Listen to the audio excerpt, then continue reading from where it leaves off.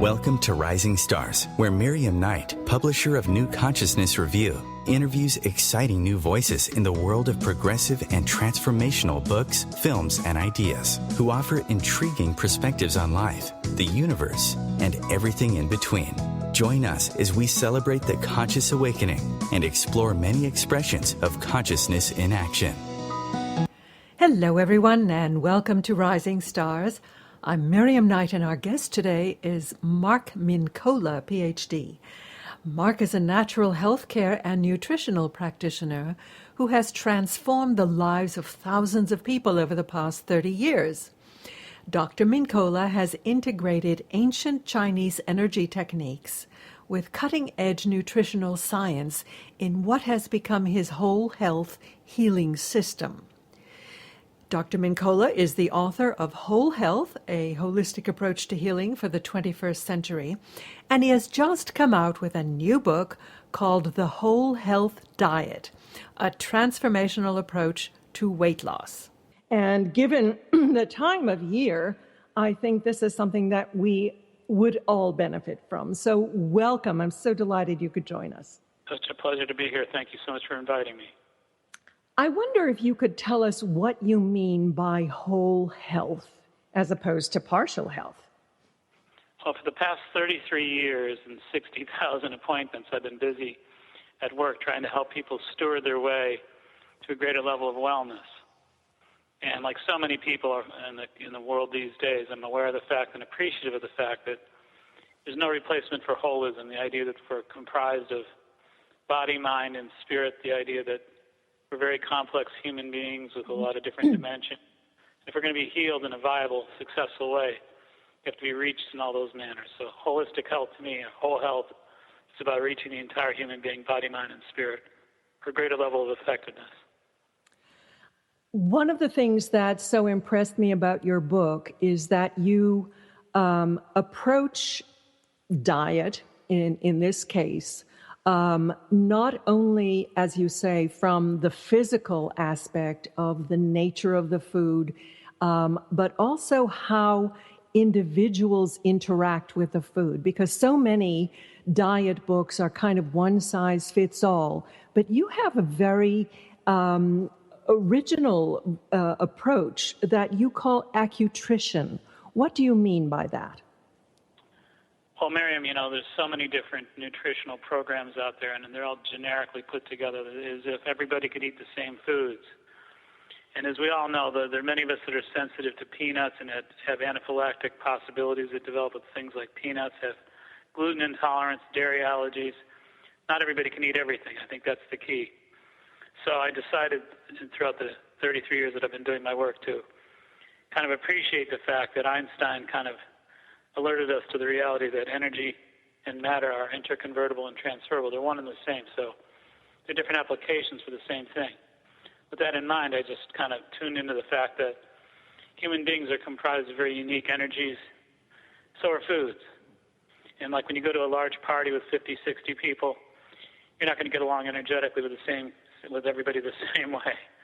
So I feel like when you're eating different foods, there's different responses that we get energetically that are positive and or negative. And I just felt like we needed to develop systems like I did to try to tap into where the positive energetic reactions are, where the negative are. Because again, if we're going to try to lose weight, for example, or be healthier to overcome heart disease or cancer, we need to get very specific. Mm-hmm. I always feel like the key to nutrition is that specificity. The energy in the food is either matching your energy in a positive way or it's not. You got to stop just looking at food purely materially, just looking at food as nutrient-based, vitamins, minerals, proteins, carbohydrates. Those are important factors, no question about it, but there's something that transcends that whole process of material nutrition that kind of really, to me, makes the difference. As I always say, the devil's in the details. You get a specific reading on the energetic properties of foods and how they test energetically for a given person. Now we're reaching much further into the realm of greater possibility. Now, the system that you describe in your book for testing one's particular response to a given food is electromagnetic muscle testing.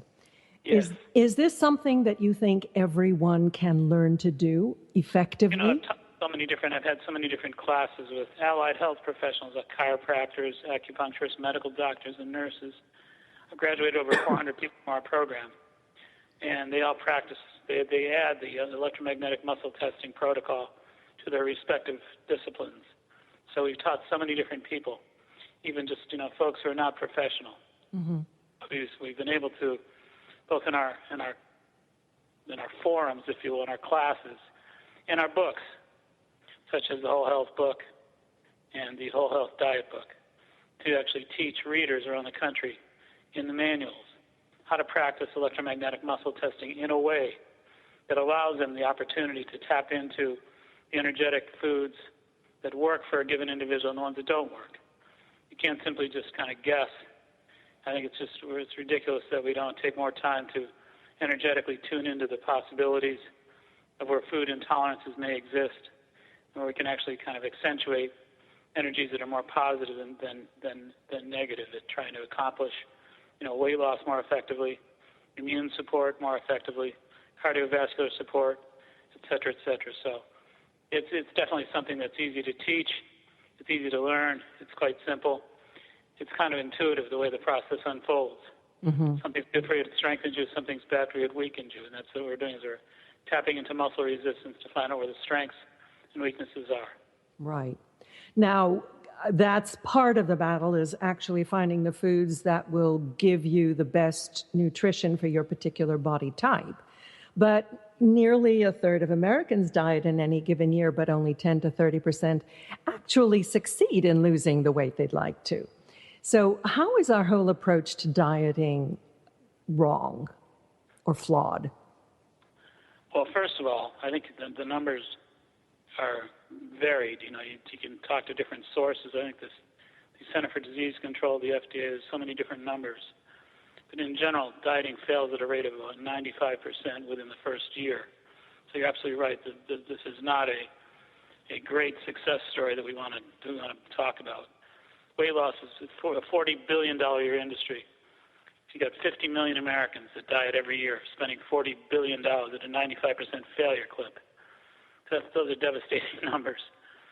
So there's no question for certain here that we're dealing with an industry that focuses on a quick fix economically, with the promise of a quick fix in practical weight loss terms. It just never seems to formulate.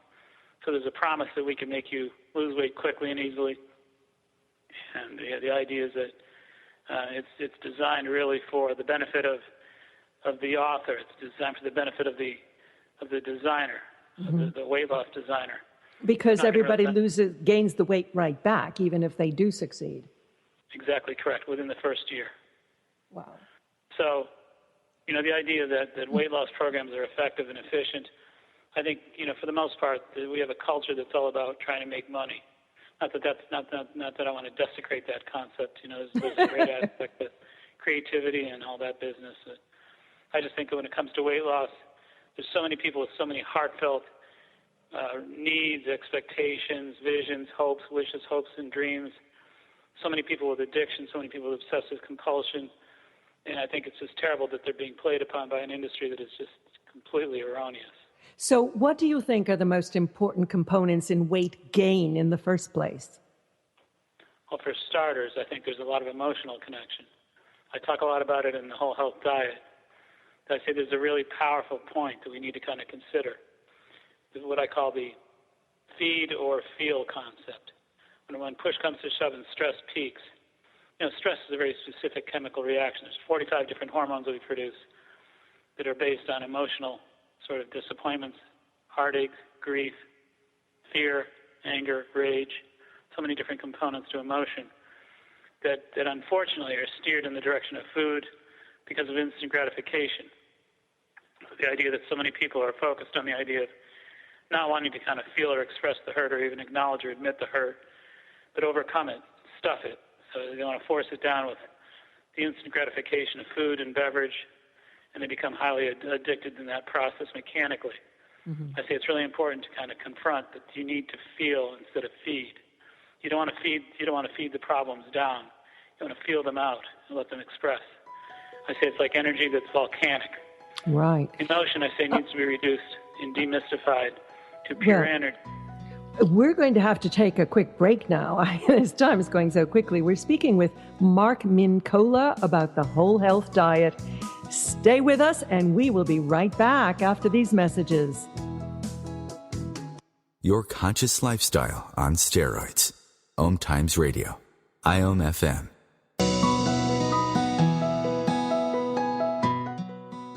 And we're back speaking with Dr. Mark Mincolla about the whole health diet. Mark, can you tell us what your website is? It's maxhealing.com. Max, M-A-X healing, maxhealing.com. Maximum Healing, I take it. So that's maxhealing.com. Yay. You got it exactly correct, Mary. Now, we were talking just before the break about this feel or feed dichotomy. Did you finish that thought? I was going to mention the fact that I think it's important. A lot of my writing work, I've written 6 books, and my writing work is directly reflected from a lot of the practical work that I've done with tens of thousands of patients over the past 3 decades. I just noticed so many people are overwhelmed with the concept of emotion. It's like the energy of something sometimes can appear to be so much bigger than we are that we tend not to want to deal with it. You walk into a messy room and the room hasn't been cleaned for months. Sometimes you just want to walk out of the room because it's just more than you can handle. You're up to your ears in stress. I see emotion is kind of similar, that we develop these volcanic mountains of emotion within our heart chakras. We can't contend with. We tend to overlook them. We can't contend because of the power, the energetic power. I think it's important to remove that, to demystify emotion, to demystify it as purely energy. So not to look at it in ways that are associated with names and faces and dates and circumstances that have stories wrapped around them. When you wrap a story around emotion, it becomes infinitely more powerful. Mm-hmm. And I think the key really here is to just kind of look at it as purely energetic properties that can be released in simple energetic terms. I think that if we don't do that, it builds and builds and builds, and we're more inclined to want to take food and beverage and stuff the energy as opposed to express it and release it. I did notice in your bio that you have your first degree is in psychology, so I think that is feeding into your worldview. What other components of a weight gain are the next most important? We talked about emotion. What about genetics or food choices? Well, from a genetic perspective, J. Craig Venter, who's the father of the modern human genome, who's done more genetic research than anybody on the planet, in February of 1991 made a statement that genetic determinism has been dead for 20 years. You've only got 30,000 genes. He says that they're selling pharmaceutical drugs off the notion of cholesterol, because the idea that your grandfather had high cholesterol, so that's why we're going to put you on Lipitor.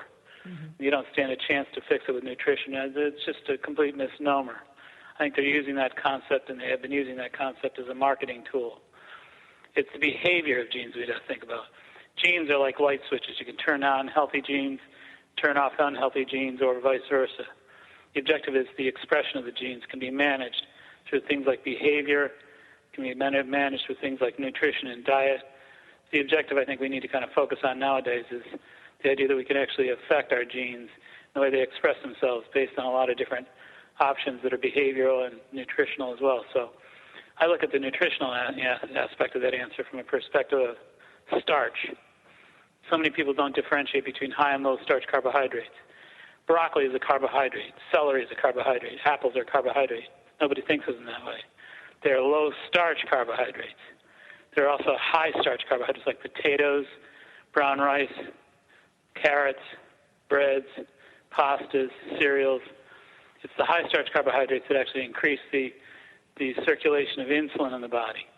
The more insulin we produce, the more fat we store, because insulin is a fat-storing hormone. It programs the body mechanistically to store fat, store fat, store fat. So I could eat a low-calorie diet. In the old days, we used to just simply count calories. I say you could take a 600-calorie diet, which is very, very, very, very low, comprised of nothing but potatoes, rice, and bread, and store so much fat from that diet.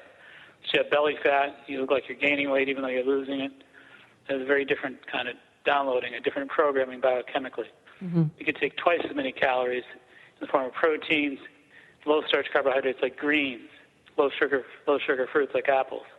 And you could burn those calories much more effectively. So it's not just counting the calories that a food brings. It's thinking in terms of the programming capability that it brings into the body mechanistically. So starch stores fat. Now, in terms of the whole health aspect of the diet, you also talk a lot about cleaning up your food choices. Do we really have to go all organic to be healthy? Well, I believe we do. I believe, we need to think in terms of how, once again, it's kind of like the answer I just gave a minute ago about insulin and starch. Foods and chemistries not only bring their obvious influence of density and calories, they also bring programming hormones. So certain foods will actually trigger certain hormonal reactions that will actually program the body to be more inclined to store fat, burn fat, et cetera, et cetera. So a lot of research indicates that. There was a lot of research done this past year at Purdue University in the Midwest regarding genetically modified foods. The proteins that are genetically modified have been shown in many cases actually erode or corrosively erode a lot of the mucous membranes in the body, stomach lining, creating kind of like a series of holes and fissures and gaps in the intestines where the nutrients leak on through. So you're not really getting a full, complete absorption of nutrients. So when you got genetically modified toxins like that, they actually have the ability to corrosively erode stomach lining, allowing the nutrients to slip through the stomach and not to be properly absorbed. You can't really benefit on metabolic support. Well, it's not only that. You've got the bacteria in the gut are the main source of things like anything from serotonin to B vitamins to all kinds of nutrients. No and question. If they're exposed to the kind of toxins that will kill the bugs eating the grains in the first place, it's no wonder that they're affected. And it's so fundamentally important to think in terms of food properties being dramatically altered and having a negative effect on metabolism. The most important part of calorie burning, the most important part of weight loss and dieting really comes down to metabolism, the rate at which we burn calories. There's so many different things that will affect that rate of calorie burning. One of the things we need to kind of think in terms of here is we're either producing a greater level of anabolic hormones or catabolic hormones. Anabolic it builds muscle, it builds firm tissue, it helps burn calories.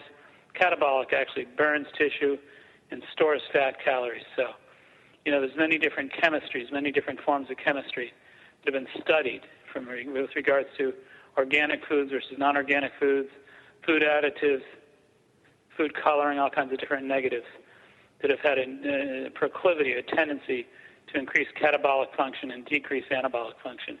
That is the core. That is the absolute nucleic core of what weight loss is really all about. And is there an easy way to distinguish between foods that will help you lose weight and won't? There is. I think we try to do that in the whole health diet. We talk about cleaning up the diet. If you want to be lean, you got to eat clean, as I like to say. That's kind of a starting point. So going for USDA organic, and you asked about organic a minute ago. Mm-hmm. The laws are a little bit fuzzy as far as organic. A product can actually say that it's organic and only have to be, by legal requirements, 70% organic. But if it says USDA organic and it's got that green and white stamp on it, that's got to be 99.6% organic. That is the most reliable assurance that we have that something is truly clean. That's number one. You want to be lean, you got to eat clean. Go for USDA organic. Number two, cut your starches, your high starch, down to 1 serving per day. 1 serving of baked potatoes, sweet potatoes, 2 slices of yeast-free whole grain bread, 1 cup of oatmeal, 1 cup of brown rice, any one of those starches, but only 1 a day. Mm-hmm. I say you're better off to leave your low sugar fruits and your low starch vegetables, greens like zucchini, green beans, spinach, asparagus, broccoli. Those are your low starch, your low sugar green vegetables. Those, along with lean protein, chicken, turkey, fish, tofu, soy products that are non-fermented, beans. Keep your proteins and your low-starch vegetables at a high premium in your diet. That is the best way to increase the glucagon in your body, to burn calories. That's number 2. That's the most important part of the equation. You mentioned soy. There's a lot of controversy around soy. How do you decide which? Well, because remember we talked earlier about electromagnetic muscle testing. The first important screen, if you will, is to test people for their foods to see if they it's like food allergy testing, if you will. And some people are going to test positive, some are going to test negative. It comes down to bioindividualistic testing, which the book actually shows the reader how to go through. So if somebody doesn't pass soy, it's no different than whether they didn't pass broccoli or whether they failed celery or apples. I say all negative foods need to be screened, need to be confirmed, need to be avoided. You also suggest repeating the test periodically because people's sensitivities can change over time.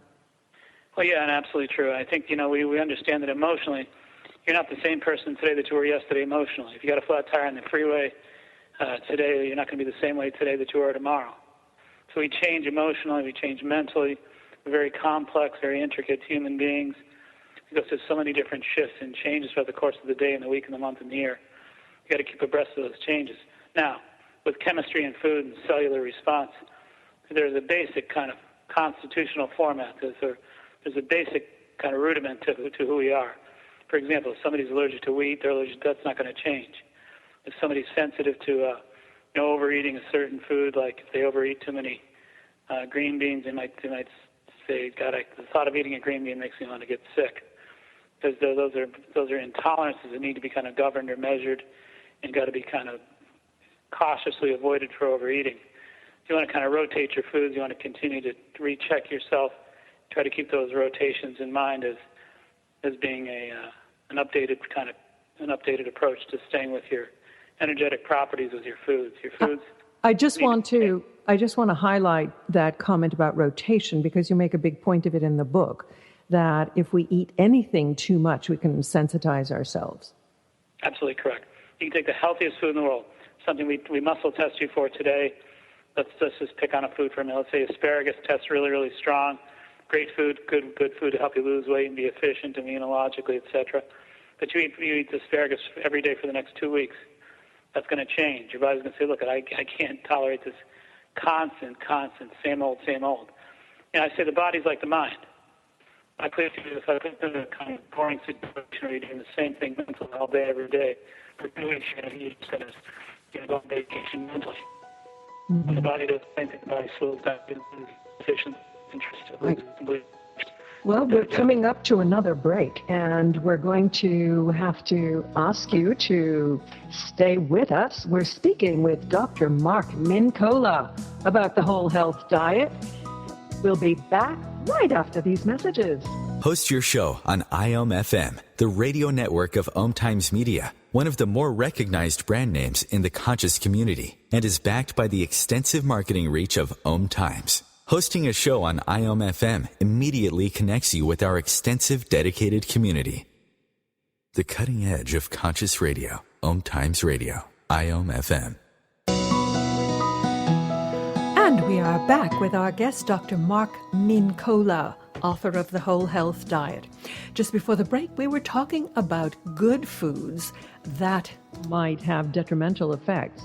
Now, one of the foods that you mentioned in the book has had a lot of press lately as being very beneficial, which is fermented food, and yet you caution us against it. Can you expand on that? Sure. Number one, I feel that there's a number of different fermented foods that have created a cottage industry in the last 10 years. Things like apple cider vinegar, kimchi, et cetera, et cetera. So there's an awful lot of people that are telling us that fermentation is a very positive thing, and it is. Not to confuse things. There's some foods that represent a double-sided coin. They have something good, something not so good. So we tend to think of everything in black or white. Something's either good for you or it's not good for you. There are many different food elements and many different nutrients that are representative of possible good stuff and possible bad stuff simultaneously. There's a little bit of a risk-reward context. If I think about fermentation from the good side actually increases our buildup of B5 in the gut, floral bacteria, like you mentioned earlier, good positive floral bacteria, the intrinsic factor, vitamin B12, folic acid, a lot of very positive aspects to fermented food at helping us increase the efficient assimilation of those aforementioned nutrients. Also, the other side of the coin is there's somebody like Dr. Otto Warburg. Dr. Otto Warburg was a 2-time Nobel Prize-winning cancer researcher. Studied respiratory cancer for 41 years. As I said, won 2 Nobel Prizes. He goes on to say the primary cause of cancer is the fermentation of sugar. The idea that fermentation has a negative side to it is often sort of avoided. Mm-hmm. The bottom line of it is fermentation, according to the work of Warburg, produces acetic acid, pyruvic acid, lactic acid, carbonic acid, and ammonia. Those are potentially inflammatory, potentially cancerous. So I want to caution people against the overuse of fermentation. Occasional, it's perfectly fine. I wouldn't saturate in it because we tend to get this kind of jitterbug in us that we want to kind of overdo. We read good things about a certain food or yeah. If a little is good, more must be better. You got it. Yeah. Well, there are other inflammatory foods that you mentioned. What are they? Well, inflammation, for starters, is no longer what we used to think. We used to think of back 10, 15, 20 years ago, inflammation we thought of as a tennis elbow, an achy joint, an inflamed achy joint. We now know that inflammation is a biochemical hormonal reality that actually is responsible for 72% of all disease. There are 150 different autoimmune diseases, all triggered. 100% of those are triggered by inflammation. The chemistry of inflammation is a nasty genetic trigger of disaster. You know, the day we're born, we have a genetic map. It's called the genome. Our genome basically says, look, if Miriam or Mark are going to get sick, it's going to be in the following sequence: migraine, headaches, whatever the case may be. So our disease map, if you will, our constellations of our disease map are already kind of sort of engraved, if you will. They're already etched in our chemistry. And we need to realize that those genetic possibilities, as horrible as they may be, require expression, require firing, require triggering. They can't trigger themselves. So all the genetic disaster in the world is only unless it gets triggered. The chemistry of inflammation is inflammation from ultimately from food. Foods produce 6 essential fatty acids, and fatty acids produce these hormones that actually produce the inflammatory process. So there's foods like peanuts, peanut butter, red meats, egg yolks, not egg whites, but egg yolks, dairy products, a lot of fermented foods that we talked about earlier. These foods in mass produce arachidonic acid. The arachidonic acid is one of the fatty acids that becomes the raw material from which these inflammatory hormones are manufactured.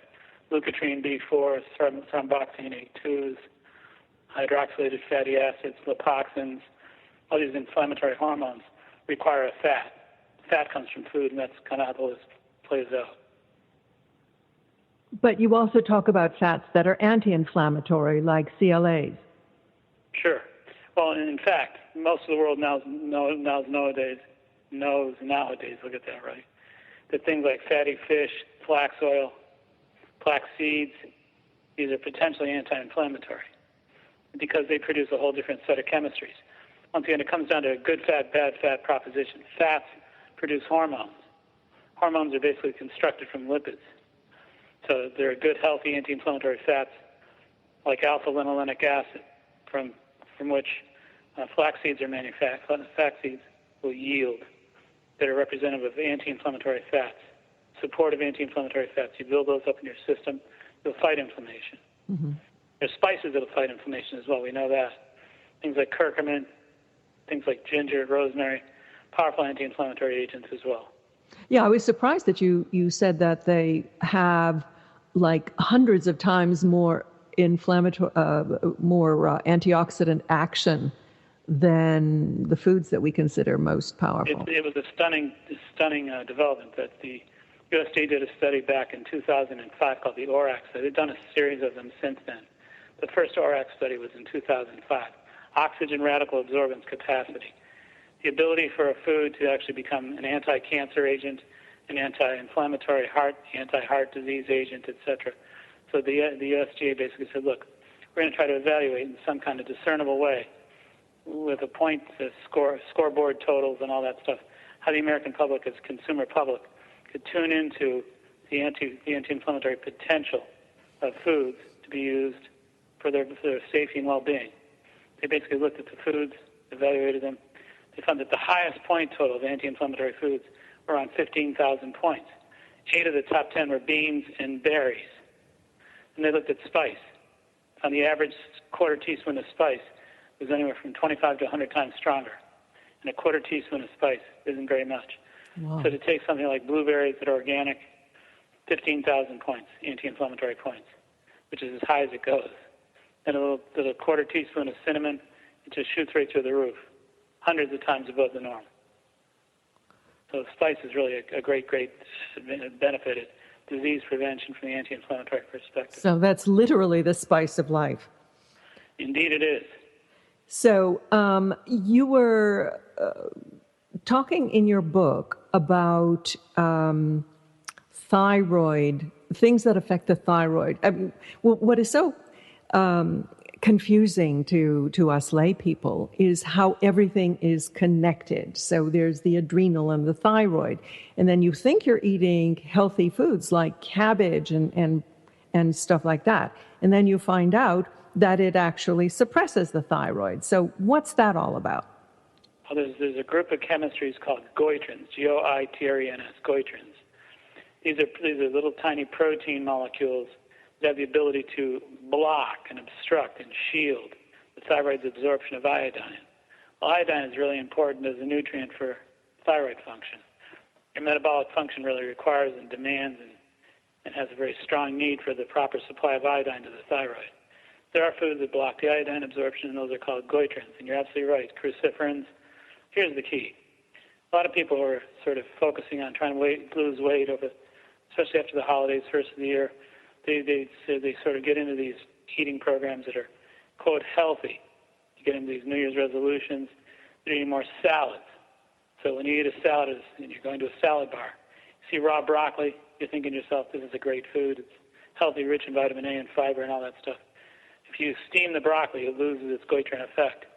The raw broccoli, the raw cabbage, the coleslaw, and raw cruciferins that are not at least steamed or cooked, those are the most dangerous, not dangerous, the most saturated in the goitrins that are going to block our thyroid's absorption of iodine.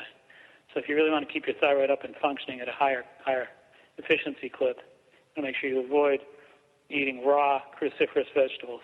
Make sure you steam them for 10 minutes. That's all. It makes all the difference in the world. Does that include spinach? No, it does not. I mean, I know it's not a cruciferous vegetable, but how about raw spinach? Is that okay for you? It is. That's a different matter altogether. The spinach tends to have a high concentration of oxalic acid, which for anybody who has kind of kidney stones and kidney weakness, nephritis, nephrosis, you probably want to forego raw spinach. Mm-hmm. You know, it can get so confusing because you get really almost diametrically opposed advice from different books. That's why I like the whole approach of finding out what your own sensitivities are and what's best for you. No question about the fact that goes back to the whole health healing system that says, look, I'm not going to just give you advice about what I think is best for you. I'm going to give you advice on how to discover what's best for yourself. There's a big, big difference. And again, as you pointed out earlier so eloquently and so accurately, the Whole Health Diet Plan and the Whole Health book point out the fact very clearly that it's not about one size fits all. To me, that's true of everything. You know, if you think of the common cold, some people do well with vitamin C, some people get absolutely no effect from it at all. It's a matter of understanding that each individual should be evaluated at their own set of possibilities for how well they do with vitamin C for the common cold, vitamin A for the common cold, zinc for the common cold, selenium for the common cold. Same thing for dieting. You need to tap into your specific biochemical needs at the most subtle energetic level. That's how you get results. Mm-hmm. Now, you talked about training, the ease of training health practitioners in metabolic testing. Is this something that a reader of your book can learn? It is. I think, one of the things I decided a long time ago is that I may have seen 60,000 appointments over the past 33 years, but I'm not going to see the millions and millions of people that are out there that are so deserving of that same information. I used to look by the window, the big front window in our office. Hundreds of cars going by every day, and I think, somebody just came in my office that I helped, beat a disease, improve their nutrition, their health, and it was a major breakthrough and a wonderful celebration. But I'm thinking, as wonderful as that one person is, and it is wonderful and doesn't diminish the effect at all, but you look out that big picture window at the hundreds of cars that are going by every day, how many people am I not reaching that deserve to be reached, that are frustrated, that need the help, need the information? So I decided that books was going to be my next horizon, the idea of writing as many books as I could to explain how to help people to help themselves and to make them more self-sufficient, more tuned into making a difference in their own lives. And it's so rewarding when I get emails from around the country.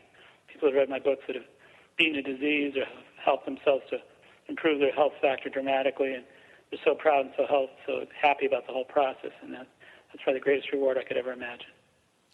It's interesting. We had a speaker at one of our gatherings who was a medical intuitive, and she was telling people to go read Dr. Mincola's book on whole health. So your fame has reached other dimensions.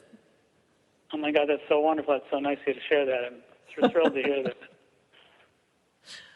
Well, we're coming up to another break, and I just want to repeat your website is maxhealth.com. Is that correct? Max Healing. Maxhealing.com. That's MAX. Max Healing. Right, maxhealing.com. You also have a personal website, markmincola.com, right? Well, actually, they're the same thing with two different names. All roads lead to Rome. Very good. All roads lead to Rome. A conscious lifestyle for a mindful life. OMTimes Radio. IOM-FM. OMTimes Magazine is one of the leading online content providers of positivity, wellness, and personal empowerment. A philanthropic organization, their net proceeds are funneled to support worldwide charity initiatives via Humanity Healing International. Through their commitment to creating community and providing conscious content, they aspire to uplift humanity on a global scale. OMTimes, co-creating a more conscious lifestyle. Matt Connerton here. Join Jen Coffey and I twice a week for Matt Connerton Unleashed, a political talk show that's a little different than what you're used to. No liberal or conservative agenda here, just an honest dialogue about truth and how things really work in the world of politics. Matt Connerton Unleashed, every Tuesday and Thursday night at 11 p.m. Eastern on OMTimes Radio. This is Terry Van Horn, and I want to invite you to join me for my weekly radio show, Healing Light, on OMTimes Radio, every Wednesday at 6 p.m. Eastern Standard Time. On Healing Light, we want to bring love, light, and blessings into your world. You can find out more about us at www.healinglightonline.com. Blessings. Being a radio host on IOM-FM allows you to build your show on a rich platform with the power of the internet to fulfill your outreach goals and connect with a very specialized and global online audience, unlimited by time and distance. OMTimes Radio will provide you with web relevance, a recognizable conscious brand, and with the standard of excellence that has accompanied every single OMTimes endeavor. Host your show with OMTimes Radio Network. The best of the holistic, spiritual, and conscious world. OMTimes Radio. IOM-FM. And we're back speaking with Dr. Mark Mincolla, author of The Whole Health Diet. Before the break, we were speaking about foods that cause inflammation and selecting foods that are good for your particular constitution. But the real test of a diet is whether you can actually stick to it and whether it will help you lose weight. So what are the most important components in a weight loss diet as opposed to a healthy lifestyle diet? I think for starters, there needs to be compensation. When you tell somebody they can't eat something, you're starting out with you're starting out with a world of trouble. Tell somebody they can't have something, it's just a matter of time before they cave in. So I focus on the perspective of what they can do in an unlimited form. I say if you take low-starch vegetables, like broccoli, green beans, spinach, etc., salads, and low-sugar fruits like apples and berries, and you tell the prospective dieter they can literally eat an unlimited amount of those foods. Nobody's going to overeat those foods to a point of sickness. Never happened. I started that process 33 years ago, and it's never failed in 33 years. So you start from the perspective of what I call free foods. So salads, broccoli, green beans, spinach, zucchini, asparagus, summer squash, free food, free food, free food, free food. Eat as much as you like. Also, the low-starch or low-sugar fruits, apples, berries, peaches, nectarines, as much as you like. These are free foods. So I'm starting off from the totally opposite perspective of not what you can't have, but what you can have an unlimited amount of. But you got to pay for it. You can have starch like rice, pasta, bread, potatoes, sweet potatoes, cereals, but you can only have one serving per day. So we're kind of trading. We're horse trading here. We're telling you can have all the vegetables and fruits you want, but you got to give it up to the point of only one starch a day. That is by far and away the most important aspect of weight loss. No question about it.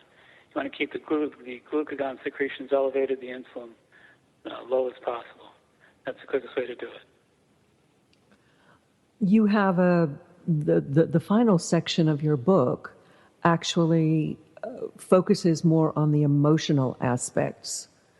Tell us how you would approach that. Well, I think it's very soul-searching too. It's a very deep section of the book where it says, look, there's no diet plans out there that care about your deeper self. And you live in a culture that pretty much glosses over it, and it clings to the notion of addiction for obfuscation. The more alcohol that I drink, the less I'll feel. People are pretty desensitized. I say this is a beautiful process of unfoldment. We need to kind of change our entire understanding of unfoldment emotionally. Celebrate emotion. Think of it as your friend. Think of it as a beautiful experience. Think of it as the unfoldment of your deeper self. And think of it as something that you can demystify, something that you can actually benefit from, grow from, gain from, become transformed by. It's a beautiful process. And I think it's a matter of changing your perspective, not seeing it as a liability, but rather an asset. Emotion is a beautiful part of our reality that's not particularly prized in this culture because it seems to get in the way of economic progress. Seems to get in the way of materialism. So I think there's this kind of realistic confrontation that we want to engage ourselves in. It puts down the addiction, the obsessive compulsion. It puts down the desecration of emotion. It puts down the whole kind of idea that we don't need to go deeper. And then embraces the whole concept of getting as real as you possibly can, embraces the notion of going deeper. And I say that if you go deep enough in your emotions, you'll arrive at your source. You can't do better than that. That's the best way to heal virtually anything and anybody, is to help encourage them to transit their way into their source. Emotion is a beautiful guiding light, takes us into that place. And I think it's important to include that as part of our healing process and our weight loss process. You go into the sort of polarities of failure and success. You have a section called Fail to Succeed. What do you mean by that? Well, I think, again, we're so stressed out, we're so driven to succeed in this culture. We have arguably the most successful materialistic culture in the history of the planet. But it's come at a horrible cost. We've all known somebody, perhaps even ourselves, who've burned out, have hit walls, gotten sick, so many people that have died. I have friends that have literally overworked themselves to the point of demise. I think that there's such a premium placed on succeeding, purely for the sake of succeeding. I say that we need to kind of be willing to understand what it means to let go, to lose, to not win all the time, to just give it your best and not worry about the crippling effect of failure. I say we need to be able to rise up. I always say that the road to success is paved with failure. We need to kind of put it in a very different perspective and appreciate that there's a holism to failure and success. You can't separate one from the other. They're both part of one circle, part of one whole.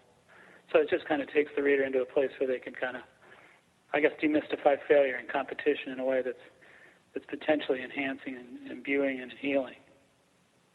I think particularly in the context of diet and weight loss, that it's very apposite because we've all failed at so many diets. How can we really maximize our chance of success? Exactly correct. If readers just made one change after reading your book, what would you want it to be? what would be your leading message for the reader? The leading message is, can you hear me? I can only hear you in snatches, so I don't know if this is coming through or not. Lovely to speak with you. I hope you can hear this. I wish your listeners the greatest of health in the new year. I wish you all the very best of growth and healing and possibilities that are infinite. Those of you who wish to lose weight, if there's any way that I can help you with the whole health diet, I'd be honored to do so. You can purchase it on Amazon.com and use it. A very lovely, lovely program. Pleasure to be on. I look forward to being on again sometime. My very best to all of you. Happy New Year. I'm going to assume that Dr. Mincolla finished his thought, and I do apologize for these technical difficulties.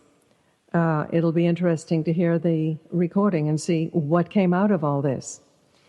In any event, we're coming up to the end of the show, and I want to thank you for being with us today, despite our technical difficulties. We have been speaking with Dr. Mark Mincolla, the author of The Whole Health Diet, his new book, and do get his earlier book as well, which is called Whole Health, A Holistic Approach to Healing. It's a wonderful book as well. His website is maxhealing.com. And our website is ncreview.com, where you'll find our magazine and our podcast archive and our reviews blog. Well, I hope you'll join us next week. In the meantime, as we head into the new year, I hope it's a wonderful one for you, full of health, happiness, joy, and light. Many blessings. Goodbye.